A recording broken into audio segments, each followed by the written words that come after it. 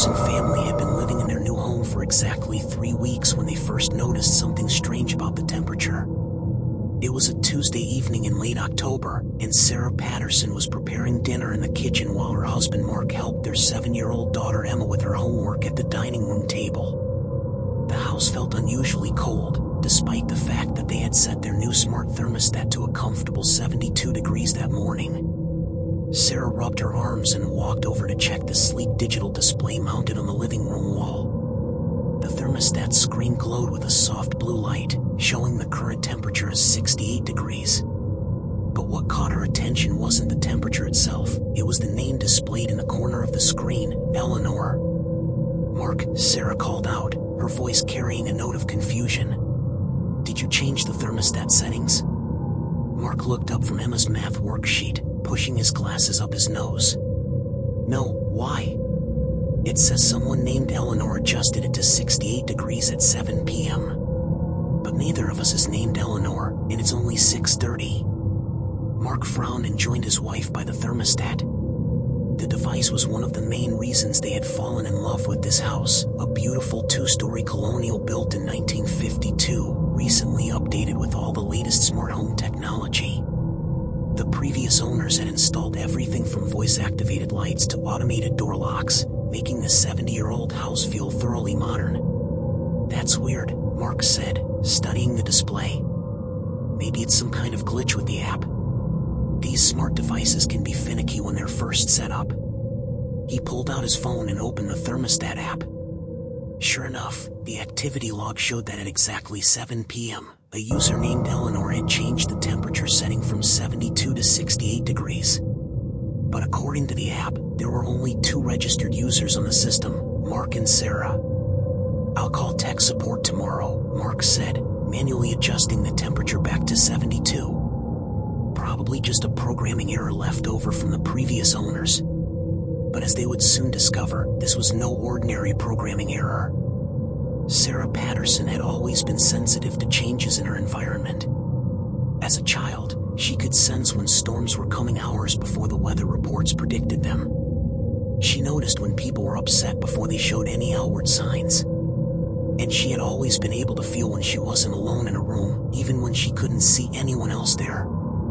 That night, as she lay in bed listening to the house settle around them, Sarah felt something she hadn't experienced since moving in, the distinct sensation that they weren't alone.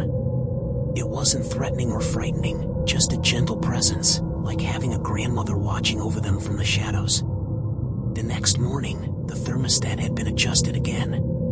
This time, it showed that Eleanor had lowered the temperature to 68 degrees at exactly 7 p.m., despite the fact that the family had been at Emma's school play until well past 8 p.m. The house had been empty. "This is getting ridiculous," Mark muttered, scrolling through the app's activity log over his morning coffee. Eleanor had apparently been making adjustments for the past week, always at 7 p.m., always to exactly 68 degrees. "I'm calling the company today." The customer service representative was polite but unhelpful. "Sometimes these devices can retain previous user settings," she explained.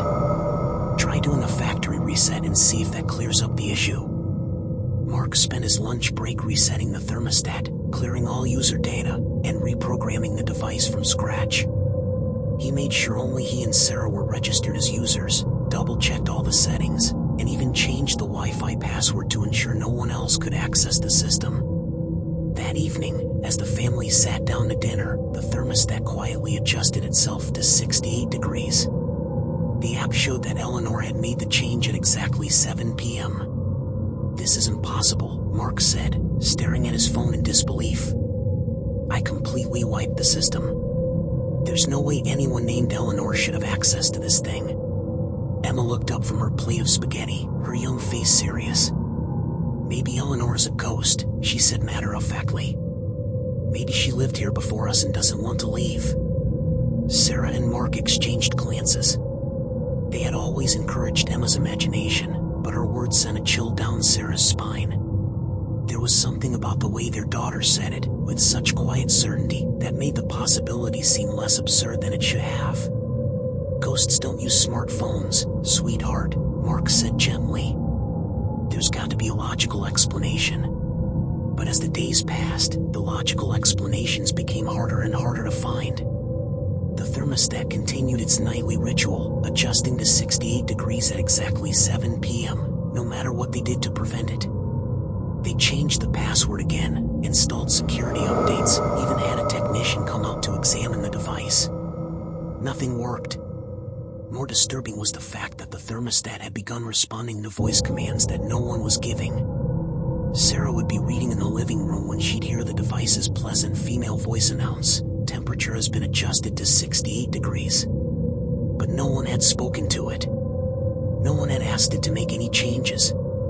The family began to pay closer attention to these mysterious adjustments. They noticed patterns, routines, preferences that seemed to belong to someone who understood the house intimately.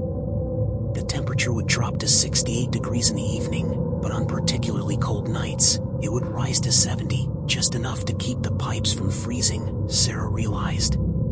During the day, when sunlight streamed through the south-facing windows, the air conditioning would kick in to maintain a steady 68 degrees, preventing the house from becoming too warm. "Whoever Eleanor is," Sarah said one evening, "she really knows this house. She knows exactly how to keep it comfortable." It was Emma who suggested they try talking to Eleanor directly. "If she's trying to help us," the 7-year-old reasoned, "maybe we should thank her." That night, as 7 p.m. approached, the three of them gathered in the living room. They felt slightly foolish, but also strangely hopeful. When the thermostat's display changed to show Eleanor's adjustment, Sarah spoke softly to the empty room. "Eleanor, if you're here, we want you to know that we appreciate you taking care of the house. We're trying to take good care of it too." The house was quiet for a moment. Then, unexpectedly, the thermostat's voice spoke. "You're welcome, dear. I just want to make sure you're comfortable." The family froze. The voice was different from the usual automated responses, warmer, more human, with a slight tremor that suggested advanced age. It was the voice of an elderly woman, speaking with the kind of gentle authority that comes from decades of caring for a home and family. Did you live here before us?" Sarah asked, her voice barely above a whisper. "For 40 years, Eleanor's voice replied through the thermostat. "This was my home. My sanctuary. I raised 3 children here, watched them grow up, get married, have children of their own. I buried my husband from this living room, celebrated births and birthdays and graduations.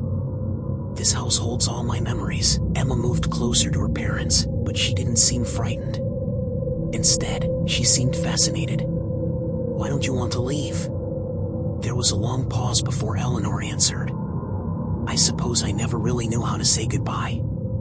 This house was my life's work. I spent decades perfecting every detail, learning every sound it made, understanding exactly how to keep it comfortable and safe. Old habits die hard, I suppose." Over the following weeks, the Patterson family began to learn more about Eleanor and her connection to their home. Through gentle conversations conducted via the thermostat, they discovered that Eleanor Patterson had been the grandmother of the previous homeowner. She had moved into the house in 1978 as a young mother and had lived there until her death in 2018 at the age of 89. "I was very particular about the temperature," Eleanor explained one evening. 68 degrees was perfect, warm enough to be comfortable, cool enough to keep the humidity down and protect the hardwood floors. "I learned that lesson the hard way when the floors warped during that terrible heat wave in 1995. She told them about the quirks of the house that only someone who had lived there for decades would know. The way the afternoon sun would heat up the master bedroom, requiring the air conditioning to run a bit longer. The cold spot near the kitchen window where the insulation had settled over the years. The fact that the basement furnace ran more efficiently when the upstairs temperature was kept steady rather than fluctuating throughout the day. I spent years learning this house's personality," Eleanor said.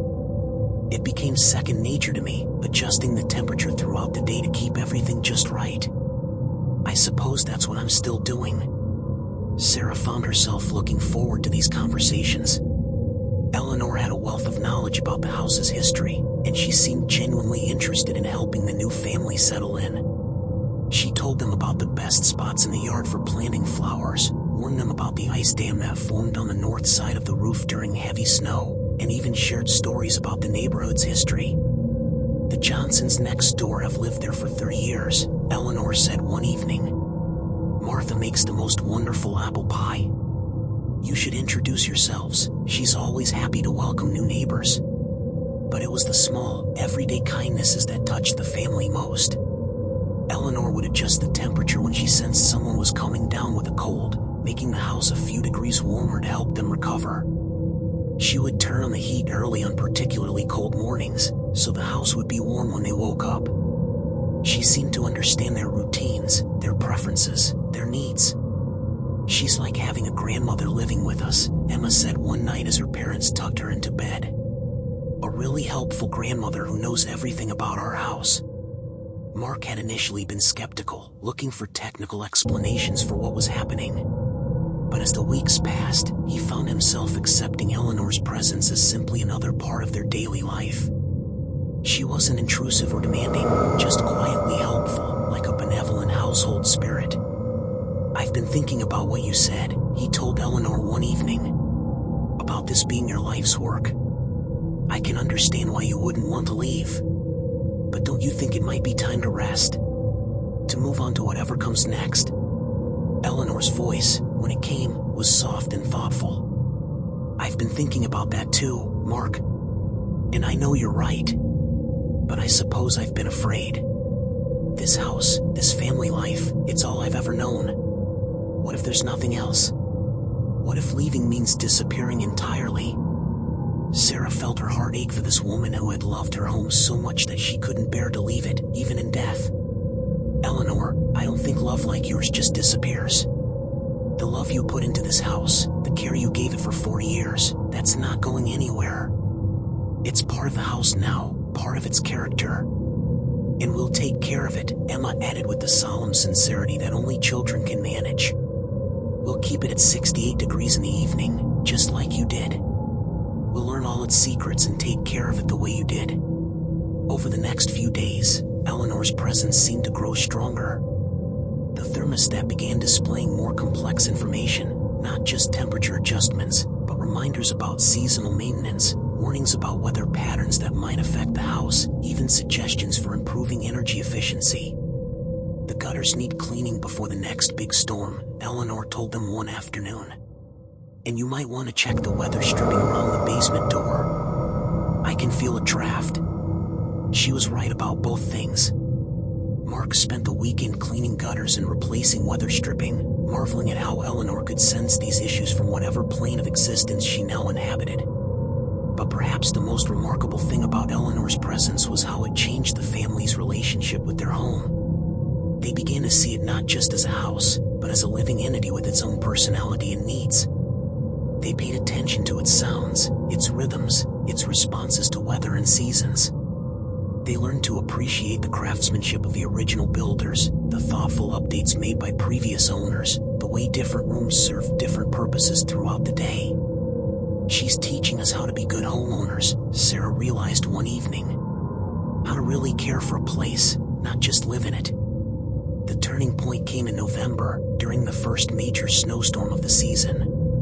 The power went out around midnight, and the family woke to a house that was growing rapidly cold. Mark was about to get up and check the generator when the thermostat's battery backup kicked in, and Eleanor's voice filled the darkened room. "Don't worry," she said gently. "The power will be back on in about an hour. The generator is in the basement, but you won't need it for a short outage like this. Close the doors to the unused rooms upstairs, and gather in the living room. The fireplace will keep you warm, and the thermal mass of the house will hold the heat long enough." The family followed her instructions, building a fire in the living room fireplace and settling in with blankets and hot cocoa made on the gas stove. As they sat together in the flickering firelight, Eleanor told them stories about other storms she had weathered in the house: the blizzard of 1993, the ice storm that knocked out power for 3 days, the tornado that touched down 2 blocks away but left their house untouched. "This house has seen a lot of weather," she said, "but it's strong. It was built to last, and it will protect you the way it protected me." True to her prediction, the power came back on exactly an hour later. but the family stayed in the living room, reluctant to break the spell of intimacy that had settled over them. It was during this quiet time that Eleanor made an announcement that would change everything. "I've been thinking about what you said," she told them, "about it being time to rest. And I think I'm ready now." "Are you sure?" Sarah asked, surprised by how sad she felt at the prospect of losing their unusual housemate. "I'm sure," Eleanor said, and there was a peace in her voice that hadn't been there before. "You've shown me that love doesn't end when we leave. It continues in the people who come after us, in the care they give to the things we loved. I can see that you'll take good care of this house, that you'll love it the way I did. That's all I ever wanted. Will we still be able to talk to you?" Emma asked. Eleanor's laugh was warm and gentle. "I don't think so, sweetheart. But that's okay. You don't need me anymore. You've learned what you need to know about this house. And remember, I'm not really leaving. I'm part of this place now, part of its memory and its character. Every time you adjust the thermostat to 68 degrees, every time you notice a draft that needs fixing, every time you appreciate the way the afternoon light falls across the living room floor, I'll be there. What can we do to help you?" Mark asked. "To help you find peace? Just promise me you'll take care of this place," Eleanor said. "That you'll pass on what I've taught you to whoever comes after you. That you'll help this house continue to be a home, a place where families can grow and thrive and make memories." "We promise," Sarah said, tears in her eyes. "Then I can rest," Eleanor said simply. The next morning, the thermostat displayed its normal settings. No mysterious adjustments, no voice commands from an unseen presence. The app showed only Mark and Sarah as registered users. Eleanor was gone, but her influence remained. The family continued to maintain the house at 68 degrees in the evenings, not because they had to, but because it felt right. They paid attention to the small details of home maintenance, caught problems early, and treated their house with the kind of loving care that Eleanor had shown for 4 years. Neighbors began to comment on how well-maintained the Patterson home looked, how it seemed to have a special warmth and character that made people want to linger. The Johnsons next door mentioned that the house had a good feeling to it, something that hadn't been there in the years immediately after Eleanor's death. "It's like she's still here," Martha Johnson told Sarah one afternoon as they chatted over the fence. "Not in a spooky way, but in a comforting way. Like the house remembers how much she loved it." Sarah smiled, knowing that Martha was more right than she realized. Eleanor was still there, not as a ghost clinging to the past, but as a living presence woven into the very fabric of the home. She was there in the perfectly maintained temperature, in the gleaming hardwood floors, in the way the afternoon light fell across the living room just so. She was there in the family's growing knowledge of their home's needs and quirks, in their deepening appreciation for the craftsmanship and care that had gone into creating and maintaining their sanctuary. Years later, when Emma was old enough to understand the full story, she would ask her parents if they missed talking to Eleanor. Sometimes, Sarah would tell her, "But I think she accomplished what she set out to do. She taught us how to truly love our home, how to be good caretakers of a place that had been someone else's life's work. And she found peace," Mark would add. "She learned that love doesn't end when we leave, it continues in the people who come after us." The smart thermostat still controlled the temperature in the Patterson home, but it had become more than just a piece of technology. It was a reminder of the invisible threads that connect us to the people who came before us, the ways in which love and care can transcend death itself. It was a symbol of how homes are more than just buildings. They are repositories of memory, vessels of love, places where the living and the dead can find common ground in their shared desire to protect and nurture the spaces we call home. And sometimes, on particularly cold evenings when the family gathered in the living room, the thermostat would quietly adjust itself to exactly 68 degrees, not because of any supernatural intervention, but because the house itself seemed to remember, seemed to know, seemed to continue carrying out the loving intentions of the woman who had made it her life's work to keep her family comfortable and safe. In the end, Eleanor had found her peace not by leaving, but by becoming part of something larger than herself, part of the ongoing story of a house that continued to be a home, a place where love lived on, in the careful attention to detail, in the appreciation for comfort and beauty, in the understanding that taking care of a home is really about taking care of the people who live in it.